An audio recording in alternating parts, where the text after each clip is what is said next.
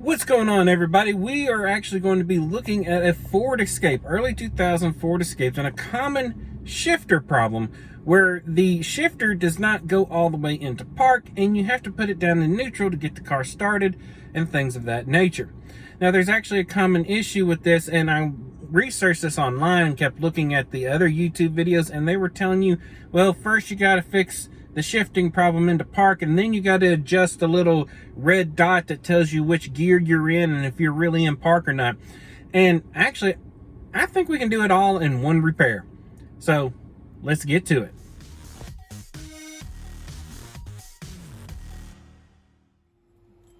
So just to show you what's going on, we're going to move the gear and then try to jam it back into park, and you can see it's not wanting to go back in.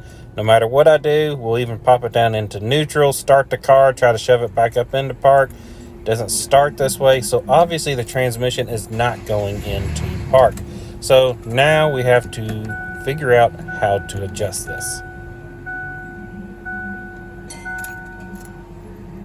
Now, I already have the kick panel off, so we'll address that later, but what you want to find is where the shifter cable is, and you can see it through that little bitty hole all the way in the back. And what you want to do is twist it and pop it back into park and confirm that it's in park on the instrument cluster. So this is underneath the dash. You'll see where my hand is. The two screws that we're after is way up in there, and I'll get a better angle for the camera here in a second, but I wanted to show you how we get up into there.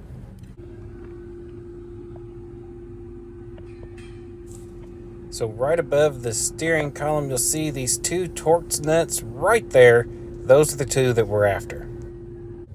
Now we'll tighten up the Torx bits with the correct size. I believe it's a T27, and then you tighten them both up till they're nice and snug.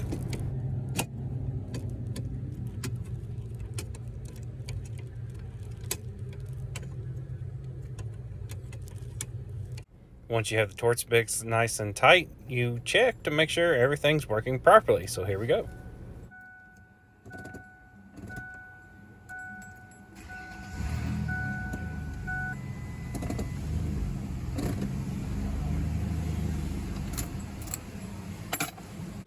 Now, since I didn't show you how to tear down the kick panel, here we go.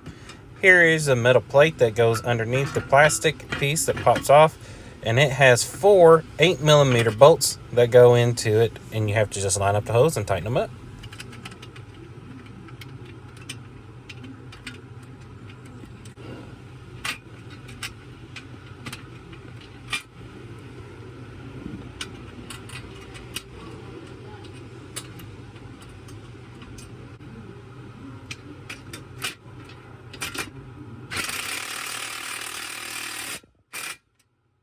Next, we're going to put the steering column cover back on, and I'm doing this kind of one-handed, so it takes me a little while to pop it back in place, but bear with me, we get there.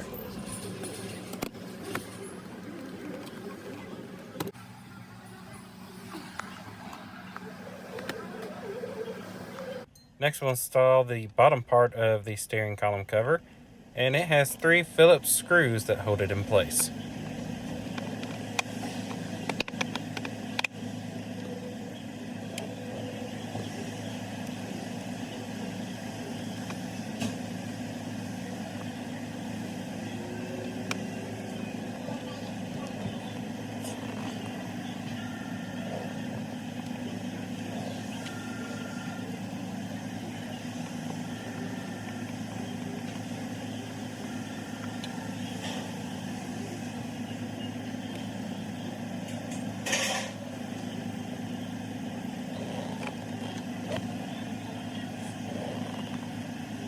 Now we'll take our plastic kick panel and pop it back into place.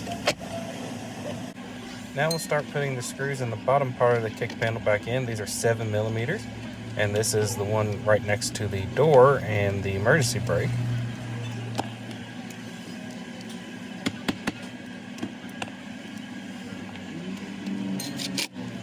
Next, we'll install the hood latch with its 2 7mm bolts.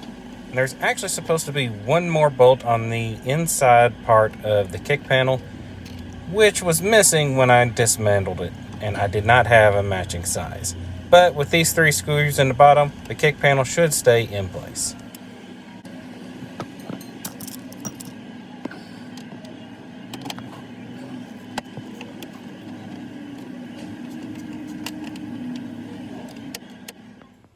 Don't forget to reinstall your steering column lever.